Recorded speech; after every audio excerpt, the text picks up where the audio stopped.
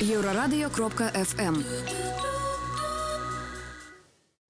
Вітаю слухачоў Еўрарадыё, пры мікрафоне Марыя Вайтовіч. Наш сённяшні госць гэта мастак Алексей Кузьміш. Прывітанне.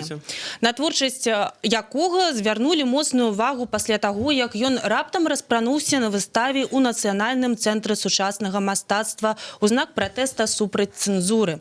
Я нагадаю, што наш эфір можна слухаць на афіцыйнай старонцы euroradio.fm. Таксама сачыце за нашымі стрымамі ў сацыяльных сетках. Гэта ў Фейсбуку, Аднакласніках, Кантакце. Пакідайце свае пытанні.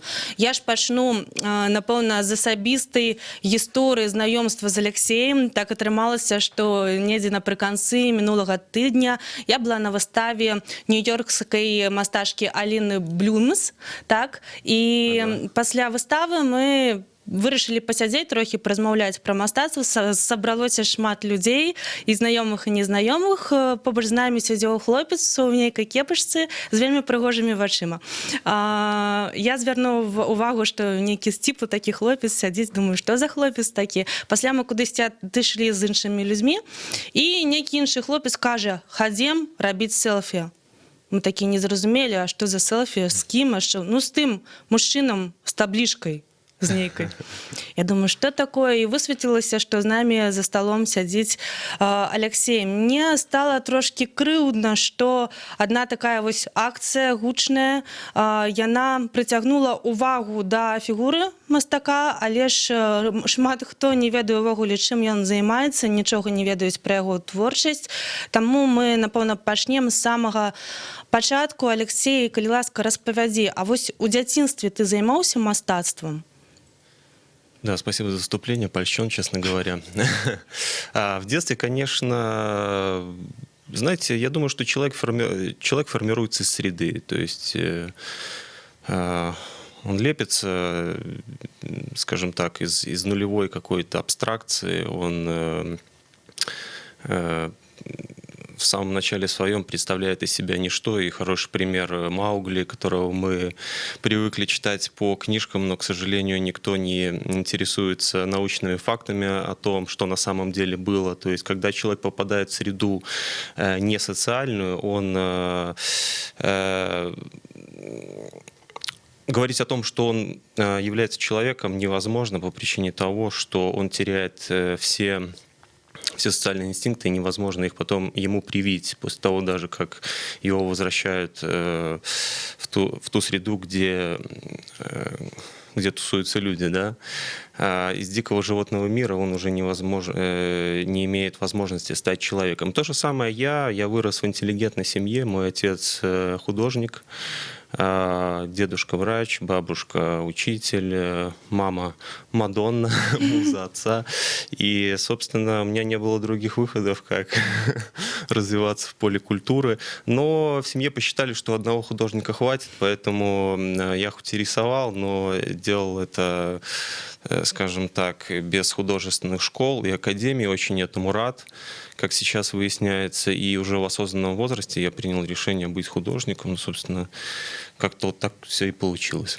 Ты памятаеш увогуле, што ты маляваў, што цябе натхняла вось яшчэ ў такім дзіцячым ці школьным узросце? Вось, ой, знаете, дзе ты шукаў натхнення? Любил рисовать что-нибудь на заборах. Как видно, наверное, по моей последней акции. Да. Вот. На самом деле, да, любил рисовать вообще на совершенно разных плоскостях и поверхностях, независимо. Не любил листы бумаги, разрисовывал шкафы, мебель, обои, потолки, да все что угодно вообще, только не классические какие-то предметы. Вот. И проявлял любовь к граффити. Меня всегда интересовала уличная культура в каких-то радикальных ее проявлениях, потому что тот стрит-арт, который сейчас подается под видом уличной культуры и граффити, естественно, это фейк.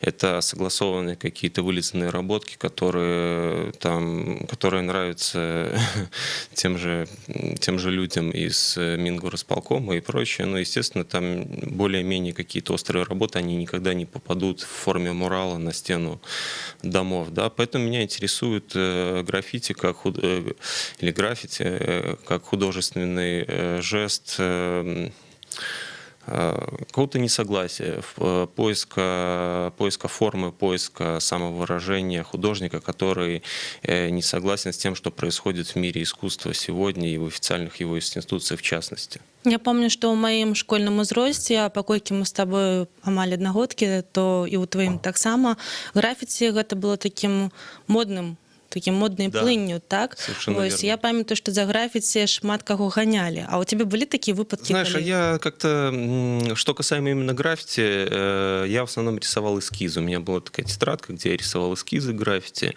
На стенах, ну, разве что тегал, то есть каких там поезда не бомбил, никаких таких работ серьезных не делал. Плюс еще я рисовал эскизы к татуировкам тоже. Ну, кстати, не имею ни одной татуировки, как вы, наверное, успели убедиться уже. Знаете, мне хоть и нравятся татуировки, но мне легче майку с принтом каким-нибудь надеть сегодня одну, завтра вторую, потому что актуальность в нашем информационно перегруженном мире, который куда-то спешит, бежит, настолько быстро вообще выходит из поля зрения и из значимости, что забивать свое тело какими-то символами, которые кажутся актуальны и важны сегодня, это значит завтра прибегать к процедурам по их удалению. Ну, если, конечно, ты трезво относишься к своему выбору. Да? То есть я говорю к тому, что сегодня в мире потери нет хорошо, нет плохо, нет белого, нету черного, потеряны все ориентиры.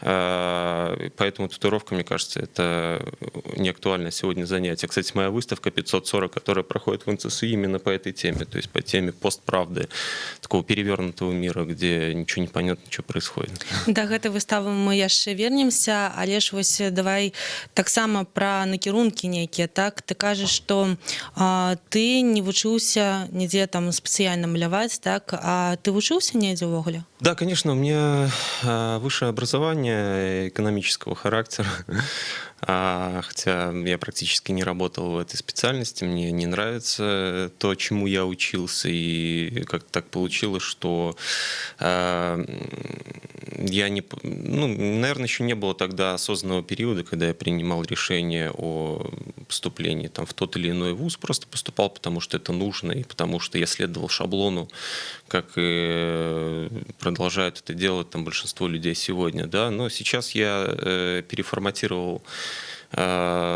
свою жизнь и подход вообще к тому, что происходит вокруг, и стараюсь, ну, хоть я уже и говорил, что человек — это продукт среды, и сам по себе он не представляет ровным счетом ничего, но я стараюсь вот это вот само по себе как-то из бэкграунда доставать на передний план и строить свое будущее, свое настоящее, наверное, в первую очередь. То есть я отбрасываю прошлое, я утилизирую какие-то прошлые скребы, вот эти вот вагоны, которые тянут и не дают развиваться и делать что-то новое.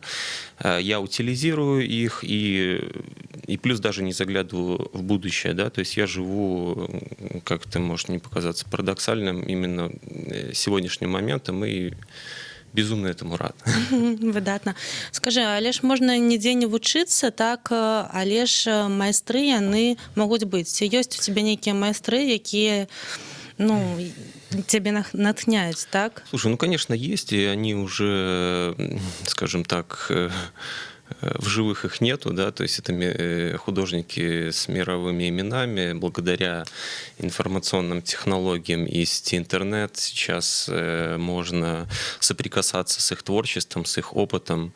Я им благодарен. Это кто? На самом деле их очень много. Перечислять сейчас, наверное, даже из концептуальных авторов. Тот же Джош Кошут, из таких сумасшедших авторов тот же Жан-Мишель Баски. Венские акционисты, мне, честно говоря, их стилистика не очень нравится, но близки в какой-то степени их идеи. Мне не очень нравятся попсовые художники типа Такеши Мураками, Дэмиана Хёрста или Джеффа Кунса, но в то же время я не рассматриваю, не делю художников на хорошо и плохо, так же, как и вообще ничего не делю на эти критерии, а рассматриваю их как некую субстанцию для изучения и то есть для изучения и для исследования. Да? Даже Никос Сафронов может представлять определенный интерес в этих целях. Згодна. А скажи, калі ласка, калі ты ўвогуле адчуў, што сапраўды хочаш займацца такой творчасцю ўжо сур'ёзнай, і што стало рухавіком для гэтага? Знаешь, недавно, сравнительно, на протяжении всей жизни мне нравилось искусство, и когда-то я к нему там прикасался, где-то в форме зрителя, где-то в форме любительских там каких-то почеркушек, а где-то там года 2-3 назад там произошли определенные события в жизни, после которых я, так скажем, обнулился, пришел к некой ментальной смерти и возродился уже в новом, как новый субъект. Отбросим эту всю пафосную фигню и скажем просто, что мне всю жизнь нравилось искусство, и когда я достиг некого осознанного времени в своей жизни, я начал им заниматься профессионально. Профессионально не с точки зрения, что я пошел учиться в Академию искусств. Слава богу, что я туда не пошел, потому что, судя по ребятам, которые ее заканчивают, на поле настоящего искусства в реальном секторе жизни им ловить особо нечего. Я не говорю сейчас о всех, я говорю сейчас о большинстве. У кого-то получается выплыть из этого болота, чем является Академия искусств сегодня. Но многие обречены выполнять какую-то грязную работу по удовлетворению пошлейших вкусов современного заказчика. Поэтому я образуюсь каждый день. Каждый день я что-то изучаю. Еще раз выражаю особую благодарность сети интернет и тому стафу, качественному контенту, который присутствует в нем. Интернет, конечно, это помойка, но это зависит от человека. Сможет он эту субстанцию использовать как некое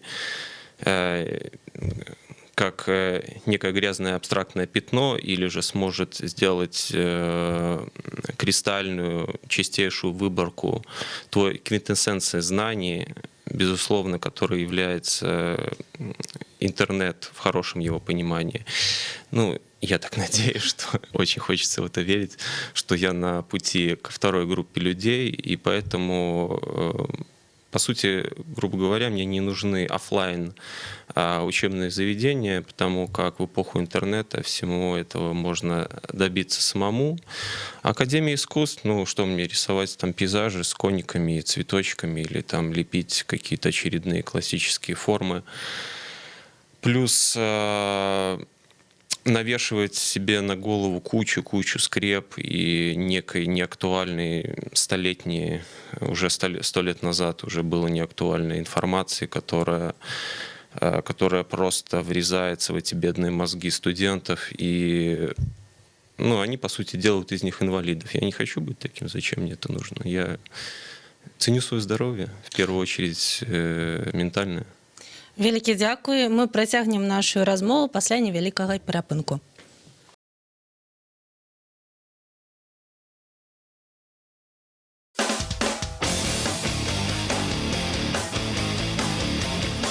Еўрарадыё. Лаві нас кожны будні дзень на FM. Раніцай о 6 і ўвечары о 23.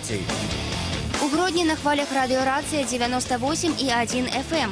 У Брэсце 99,2 FM. Даведайся пра галоўныя падзеі дня з праграмаў «Петарда» і «Еўразум». Слухай «Еўразум» з панядзелка па пятніцу о 18, а «Петарду» о 20. Нон-стоп наш эфир доступны у интернете по адресе euraradio.fm и euraradio.by. Слухай «Еўрарадыё» праз спадарожнік Астра 4А. Абяцаем альтэрнатыўную музыку, свежыя навіны ды эксклюзіўныя рэпартажы. Далучайся до нас у сацыяльных сетках. Еўрарадыё. Час ведаць, што адбываецца.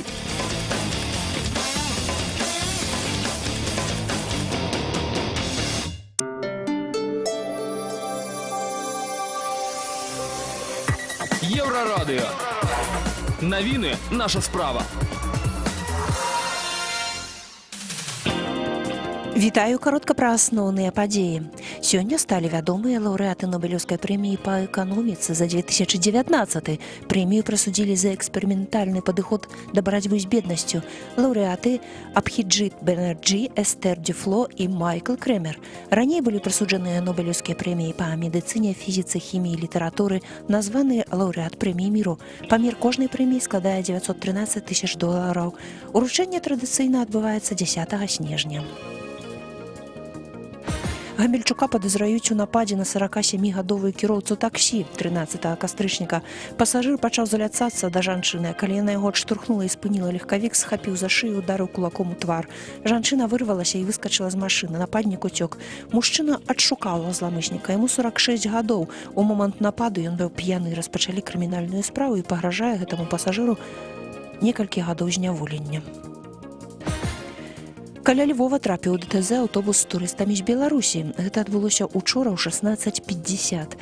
На шчасце, у аўтобусе ўсе ацалелі. 38 пасажыраў і кіроўца пераселі на іншы аўтобус. А вось аўтамабіль, які паслужыў прычынай ДТЗ, трапіў у катастрофу і 30-гадовы кіроўца ў выніку загінуў. Вясковец рэдка сядаў за стырну і выехаў на сустрэчную паласу.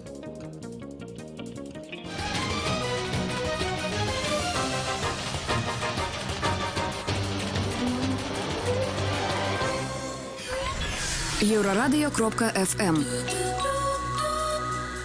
Сябры, мы вяртаемся ў студыю Еўрарадыё. Нагадаю, што пры мікрафоне працуе Марыя Вайтовіч, наш госць, мастак Алексей Кузьміч, на творчасць якога звярнулі моцную увагу пасля таго, як ён стаў распранацца.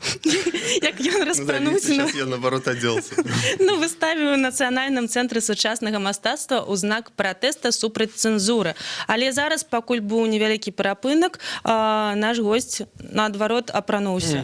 Алексей, распавядзі, калі ласка, с чем это связано? Да, решил немножко поменять имидж. Почему-то я люблю на ночь читать комментарии, смеяться, и я под них хорошо засыпаю.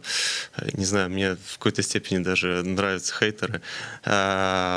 Вот. И почему-то думают, что я эксгибиционист. То есть я вышел голым на свою акцию, потому что мне по приколу появляться голым на людях, да. Вот. Ну, хочу развеять это мнение, да, и сказать, что это заблуждение на самом деле. Голым я не появляюсь на людях и не хожу в черном плаще, в темных переулках и резко его не скидываю, особенно при детях. Вот. И та акция — это скорее визуальная составляющая, без которой обнаженность, это визуальная составляющая, без которой невозможно было обойтись по причине концептуальной составляющей, которая была, скажем так, спущена с этих сверхов, с министерских структур. Але да яе мы яшчэ прыйдзем. Так, давай ад пачатку. Вось што зараз мы кажам? Да, собственно, это костюм дворника, а точнее это мой костюм с предыдущей акции, которая называлась «Творец без яиц», и проходила, ну, была сделана, вернее, тоже хулиганскими способами на, ну, в кавычках, на фестивале «Арт Минск», который проходил в этом же году, 29 мая открытие, и в котором я тоже участвовал. Это коммерческий фестиваль так называемого современного искусства, в котором современным искусством разве что пахнет с названия бигбордов, и ну, некоторые работы, может, отдаленно напоминают этот контент. Да, на самом деле там глубоко коммерческий фестиваль, у которого стоят задачи продать как можно больше работ, и неважно какими способами, неважно какому зрителю, неважно, что он при этом будет как-то будет образовываться и так далее. Ну, во всяком случае, есть, конечно, и позитивные стороны этого фестиваля. Я не говорю, что он полностью не соответствует действительности. Так, да. але ты пришел да, таким вот выглядзе чаму? Я пришел в таком виде, потому что, как и в этой акции, я хотел показать место современного художника.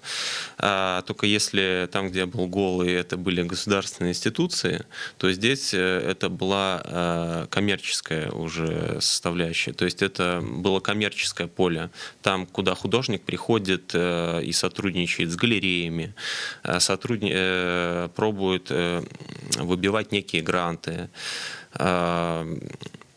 То есть это некая капиталистическая структура, среда, в которой художник вынужден, чтобы выжить, вынужден вертеться и подстраиваться, опять-таки, под рамки и принимать условия игры, рынка и тех структур, от которых зависит его будущее, от которых зависит его, в первую очередь, финансовое благополучие, ну и, собственно, существование. В принципе, без денег жить невозможно в современном мире. Вот. Я оделся в костюм дворника, взял метелку, веник, распечатал листы с манифестом акции «Творец без яиц» и пошел, и когда организаторы говорили пламенные речи о том, как процветает белорусское искусство у нас в стране, ну, я так абстрактно туда пошел и как раз попал на куратора Ельцин-центра. Это парнишка из России. Я начал, он как раз там что-то начал говорить помпезное, я разбрасывал листовки, и он аж начал заикаться и перепутал даже фамилии там, директора Дворца искусств и прочее. Ну, испугался, видно, подумал, мало ли что, Беларусь все-таки. Ну, я разбросал эти листовки, потом начал подметать и показал тем самым... сзади у меня написано «Творец». Ага. Башня, так? Да, написано «Творец». Да, и такой парадокс, вроде бы дворник какой-то, да, ходит, прибирает, у него «Творец» написано, люди смотрят в недоумении, не понимают ничего, что происходит. Такого места, на самом деле, современного художника в этой капиталистической коммерческой системе, где ему отведена роль некого обслуживающего персонала, который толстым слоем косметики затирает, прибирает, вычищает, обезличивает или же, наоборот, приукрашает те моменты, которые выгодны или невыгодны определенным структурам идеологического характера, коммерческого характера и иных профилей. То есть художник, по сути дела, обслуживающий персонал. Его функция — это быть дворником и прибираться в домах господ. Почему без яиц? Потому что, ну, мне кажется, белорусский художник, независимо от гендерной принадлежности, сегодня это, ну, не помешали бы ему лишняя парочка этих округлых предметов, которые даны природой. Потому как современный художник — это приспособленец. Он не имеет права сказать свое слово, он не имеет права сделать то, что он считает нужным. Он может только приспосабливаться. И в домах господ, например, в Древнем Китае еще много-много тысяч лет назад были рабы. Как их делали рабами? Это евнухи, то есть их кастрировали, и после этого появлялась привязка уже к своему господину, потому что кастрат был неполноценным членом общества, он не имел права заводить семью или вступать в какую-то государственную должность. Ну, максимум он мог просто как пес валяться у ног своих господ, и собственно, этой акции я и показал место художника. Акцыямі я гэта разумею, але з чым ты займаешься, я не ведаю. Ты малюешь картины, ці што ты робіш увогуле? Звычайно. Ой, нет, я не рисую картины. Вообще изначально где-то года 3 назад, как я повторюсь, там 2-3, не знаю, там точно счет не веду, я стал профессионально заниматься искусством и уже интерпретировал себя как художник. То есть я уже говорил людям, что я художник. Начиналось с абстрактной каллиграфии, но меня никогда не интересовали классические холсты. Это всегда были какие-то предметы из бедного искусства, арте-поверте так называемое, где такое течение, где искусство можно делать из просто чего-то окружающего, то есть из любых предметов, которые можно найти там в свободном доступе просто везде, да, на самом деле. Здесь лишь была фантазия, почему я так негативно настроен к академиям и вообще к академическому образованию, не только белорусскому, в том, что вот это некое чувство... Импровизация? Да, импровизация, оно умирает и заменяется на ремесло. То есть художник, который получает академическое образование, он не представляет себя без того, чтобы вот что-то делать, мастерить, там, вот постоянно там, что-то. Хотя на самом деле все здесь, то есть появляется идея, а идея уже может реализовываться совершенно различными способами. Когда я это понял, я ушел непосредственно там от какого-то рисования и начал выражать идеи. То есть моя мастерская — это просто какое-то место, где я могу отдохнуть в тишине, в спокойствии и подумать. Независимо от локации, да, это может быть лес, это может быть велосипед, это может быть дома диван, да, это все что угодно, душ, там могу лежать просто там на траве под солнцем. Свою акцию «Опошнюю ты у души» придумал, так? Ну, какую-то часть из нее, да, наверное. Собственно, поэтому я не концентрируюсь на каком-то одном медиуме. В данный момент меня интересует больше видеоарт. Ну, такой период, наверное. Я ведаю, што я зачапілася вось наконт відэоарта, я просто некаторыя працы бачыла, і я зачапілася за одну такую працу. Ты нешта робіш з дваном, так? Да. Вось, як на стенкі вешаюць, так, вось мне зачапіла ідэя, таму што я памятаю, як я яе адчула, я памятаю, што ўсе ў дзяцінстве любілі разглядаць гэтыя дываны, так, вось усе гэтыя фігуркі, якія там ёсць, там нешта такое. І ты там акцентуеш, я правильно разумею? Да, совершенно верно. То есть ковер для меня — это некая вселенная, вообще безграничная, состоящая из множества самых сверхъестественно сумасшедших галактик, да, потому что, наверное, как у большинства людей моего там возраста или поколения, дома в детстве висел ковер, который одновременно представлял из себя некую божественную сущность, какую-то загадочную, мистическую, некое сказание, и в то же время что-то демоническое, что-то сложно объяснимое, да, то есть какая-то вселенная. И я решил интерпретировать это в свое произведение. Это немецкий ковер. Я его еле выпросил у бабушки, потому что он еще достался ей от дедушки. Это очень... Вообще ковер — это как некий символ богатства человека с советской эпохи, да? А телевизор — это символ богатства человека постсоветской эпохи, да? И здесь строится на таких... на противопоставлениях поколение поколению, да, то есть классический конфликт поколений отображен в этой работе, ценности одного поколения прошлой эпохи, прошлой страны и ценности сегодняшние, да, то есть у каждого дома сегодня висит там плазма, и желательно побольше, и все любят смотреть там какие-то помои, по этому девайсу, да, и то же самое раньше считалось признаком плохого тона, если ты приходишь, к тебе приходят в гости, у тебя на стене нет клевого ковра, которым ты можешь похвастаться. Работа называется «Саня Шик». Это такой классический Саня, который классический человек нашего мира, то есть постсоветского пространства, который любит повыпендриваться, да, как обезьяна. Такую працу можна паглядзець, я ведаю, на старонцы в Фейсбуку, так? Да, можно в этом на YouTube-канале просто Алексей Кузьмич. И там есть разные твои працы, там так? есть различные. То есть я стараюсь, видеоработы я стараюсь выбрасывать туда, поэтому YouTube Алексей Кузьмич.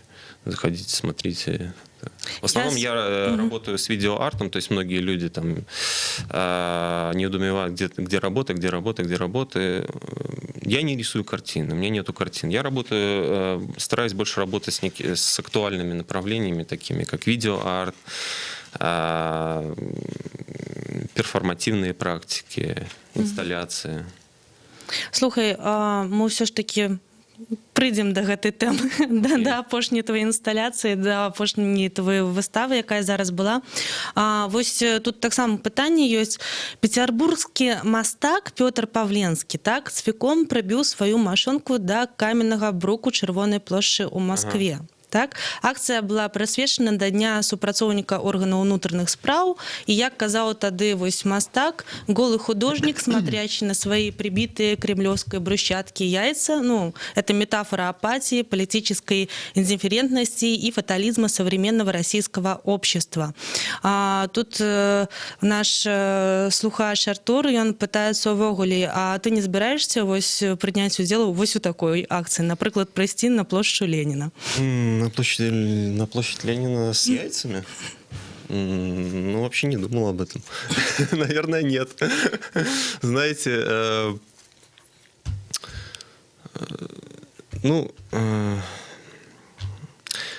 Петр Павленский, конечно, очень значимая фигура, да, но почему там все должны делать там то, что он, например, делает? У нас свой контекст, у нас своя ментальность, у нас своя страна, у нас все-таки не Россия, хотя это и близкий нам этнос. У нас, по сути дела, в стране практически нету акционизма, да, но мне кажется, когда делаешь искусство, нужно не смотреть на кого-то, а делать, стараться, по крайней мере, делать что-то свое, то, что будет понятно местному зрителю и работать только с местным контекстом. Мне кажется, Петр Павленский делал очень жесткие акции, они идеально соответствуют просто тому контексту, той ситуации, которая наблюдается в России. Но у нас другая страна, и, мне кажется, настолько жесткие условия, которые показывает Петр Павленский, они будут не совсем подходящими для нашего региона. Да? Я думаю, что тут пытанне з падтэкстам, так, ці не натхняе цябе менавіта Павленскі, ці не ён твой вось такі кумір, так, не хочаш ты быць да яго падобным, калі робіш такія акцыі, якія робіш апошнім часам? Яйца я не прибивал и вроде ничего не поджигал, поэтому, наверное, нет. Скажи, калі ласка. Я уважаю его как художника, он крутой. Добра, а ўсё ж такі, што і чаму ты зрабіў у нацыянальным цэнтры, так, сучаснага мастацтва, так, і чаму? То бок я ведаю, што там была твоя выстава, і неяк не так павесілі твою работу, так? Да, собственно, это не работу повесили, да, то есть все с самого начала произошло не по плану с их стороны, да, то есть когда я пришел, мне позвонили, я вначале сразу отказался от участия в выставке, но потом разговор продолжился, и я решил встретиться, пообщаться, что там вообще, там, в принципе, в этом центре даже никогда не был, но просто я знал, что это государственная институция, где все цензурируется, и там какие-то прогрессивные авторы практически никогда не выставляются. Вот. Но я встретился, пообщался с руководством, и, видно, они подумали, я свой чувак. И на мой вопрос о цензуре они ответили в таком духе, что главное, чтобы не было эрегированных фаллосов, потому что Минкульт, папа здесь на этой выставке, и мама тоже. И все остальное можно. Вот тебе зал, все там необходимое дадим, делай что-нибудь, все остальное можно. Все, я сразу схватился за эту идею и начал свой эксперимент, да, то есть это не просто там, что мою работу перевесили, ой-ой-ой, как так можно, и что-то там в попыхах сделал эту акцию. Эту акцию я готовил 3 месяца со дня начала вообще разговора с НЦСИ, и она видоизменялась в течение этого времени, она интерпретировалась там в различные совершенно смыслы. У нас, на жаль, засталося вельмі мало часу. Скажи коротенько, так? Я ведаю, што зараз есть некие проблемы с милицией, так? Есть, да. Якое так? Что тебе... Ну, не знаю, Буде? не знаю, сложно сказать. Очень сложно сказать. Я не прибегал к помощи адвокатов. Один раз я ходил на разговор с милицией. Разговор был странным. Они пробовали интересоваться на почве культуры и искусства, пробовали интересоваться вопросами, но хотя не знали, там, что такое постмодерн или там, и так далее и тому подобное. Ясно. Мы працягваем сачыць за гэтай гісторыяй. Я выбачаюся, у нас уже няма часу зусім. Марыя Вайтовіч у студыі была і таксама Всем пока. Алексей Кузьміч.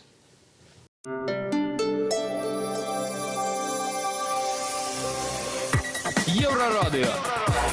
Новини – наша справа.